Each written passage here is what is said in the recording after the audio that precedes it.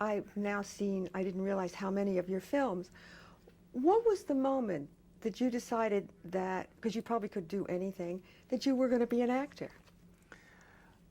I don't know. I don't remember a moment. I don't remember a moment. And it may seem facile to put it that way, but it just seemed to me as if I didn't stop, whereas most of us just stop at a certain age.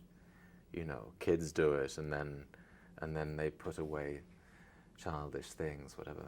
There's a phrase in the marriage ceremony, I think, where we put away childish things, but it's rather sad in a way. But anyhow, people put away childish things at a given moment in their lives, and then some people just don't, and I didn't. And is that your description of an actor? How lucky you are. Because, you know, we are so concerned about what other people think of us, and as we grow up, childish things, you know, are kind of uncomfortable. So you're very fortunate that you can play with all your emotions, use them when it's appropriate, and go Yes. home at night. Yes. But you didn't know that when you started acting, No, did you? not at all. I mean, it's only with hindsight that one even tries to define the reasons for doing one thing and not another.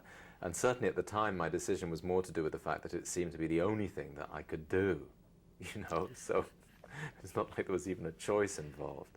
I mean, there were one or two other things which I might have worked away at, which I was interested in, but at a very early age, at a time when I was really not I wasn't a good student, to say the least, and so the idea of the stage, you see, in schools,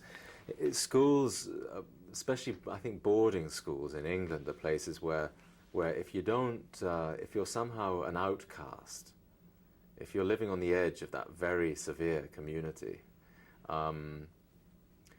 art rooms and theatres are the places where all the spiritual lepers congregate, regardless of whether they've got any creative instincts or ability at all.